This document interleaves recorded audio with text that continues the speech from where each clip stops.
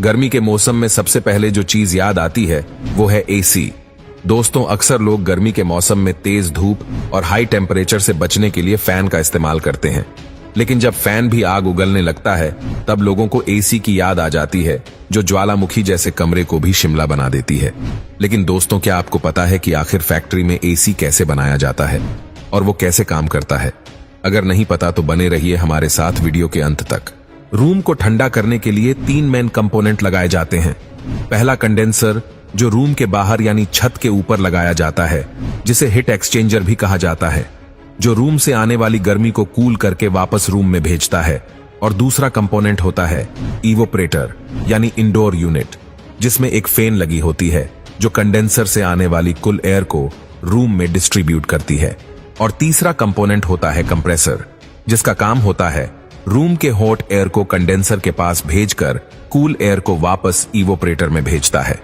अगर दोस्तों इसके बारे में और बात करें तो इसमें refrigerant gas, thermostat, expansion valve और फिल्टर जैसी चीज लगी होती है। एसी को बनाने के लिए सबसे पहले इसका 3D मॉडल तैयार किया जाता है। इसके बाद स्टील शीट पर एसी की बॉडी के अकॉर्डिंग कटिंग करते हैं। फिर इन्हें छोटे छोटे पीस में काटकर बेंडिंग मशीन में डालकर बेंड करके एसी का साइड पैनल बनाते हैं, जिससे एसी का कैबिनेट बनकर तैयार हो जाता है। अब सभी पार्ट को पेंटिंग रूम में भेजकर व्हाइट कलर स्प्रे कर दिया जाता है। अब बॉडी के सभी छोटे बड़े पार्ट बनकर तैयार हो जाते हैं। फिर फैन को बनाने के लिए मोल्डिंग मशीन में प्लास्टिक के लिक्विड को डाल दिया जाता है। अब फैन बनकर तैयार हो चुका है।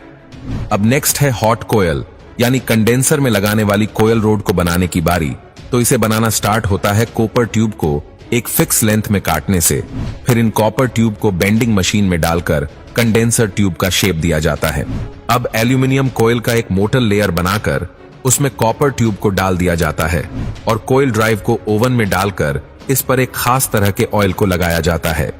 उसके बाद इसे कन्वर्टर बेल्ट से आगे भेजकर इनके दूसरे साइड में यू शेप का मेटल लगाकर कन्वेंशन में लगे रोड को लॉक कर दिया जाता है। उसके बाद इन रोड को फिट कर दिया जाता है। फिर इसे पानी में लीकेज टेस्टिंग के लिए रखा जाता है। अब इसे फोल्डिंग मशीन में डालकर 2 लेयर में फोल्ड कर दिया जाता है, जिससे कंडेंसर कोयल बनकर तैयार हो जाती है। फिर कंडेंसर को एसी बॉडी में असेंबल करने के बाद एक कंप्रेसर को लगा दिया जाता है। फिर फैन को लगाने के लिए एक खास तरह की मोटर लगाई जाती है। उसके बाद इनलेट और आउटलेट वाल्व लगाकर कंप्रेसर पाइप के साथ कंडेंसर को वेल्डिंग करके क्रिटिकल पार्ट को स्कैन किया जाता है और इसमें फैन लगाकर एसी का इंटरनल पार्ट तैयार कर लेते हैं। अब सर्किट बोर्ड में कैपेसिटर, टेम्परेचर सेंसर और पावर सप्लाई यूनिट लगा दिया जाता है। अब इसी के फ्रंट पैनल पर कंपनी का स्टिकर लगाकर एसी के साथ अटैच कर दिया जाता है। फाइनली कंप्रेसर तैयार हो चुका है। अब इसे टेस्टिंग के लिए आगे भेज दिया जाता है, जहां पर अलग अलग वोल्टेज पर इसे चेक किया जाता है।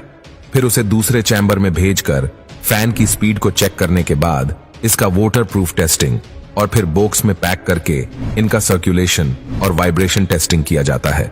और इस तरह से आपका आउटडोर यूनिट पूरी तरह बनकर तैयार हो जाता है। अब नंबर 2 पर आता है इंडोर यूनिट मेकिंग प्रोसेस। दोस्तों, ये इंडोर यूनिट छत पर लगी आउटडोर यूनिट से ठंडा एयर लेकर रूम के अंदर डिस्ट्रीब्यूट करता है। तो इसे बनाने के लिए सबसे पहले इसकी बॉडी को बनाया जाता है। उसके लिए प्लास्टिक को मोल्डिंग मशीन में डालकर बॉडी का शेप दिया जाता है। बॉडी बन जाने के बाद बारी आती है इवोपरेटर कोयल को बनाने के लिए। कॉपर आउट को बेंडिंग मशीन से बैंड करके इवोपरेटर कोयल का शेप देते हैं। अब सभी कोयल को एक साथ वेल्डिंग करके स्टील कवर में अटैच कर दिया जाता है।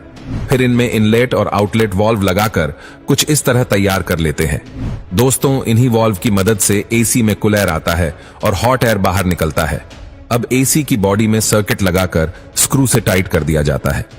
अब एयरिंग के साथ ब्लोअर फैन लगाकर इवोपरेटर को कवर करके उसमें मोटर को लगा दिया जाता है, जो कि ब्लोअर को रोटेट करने में मदद करता है। अब इसे अगली प्रोसेस के लिए आगे भेज दिया जाता है, जहां पर उसमें मोटर की वायर को फैन और सर्किट बोर्ड के साथ जोड़कर दिया जाता है। फिर बॉडी कवर लगाकर टेस्टिंग के लिए भेज दिया जाता है। टेस्टिंग के बाद इस पर कंपनी का स्टिकर लगाकर इसे मार्केट में भेज दिया जाता है।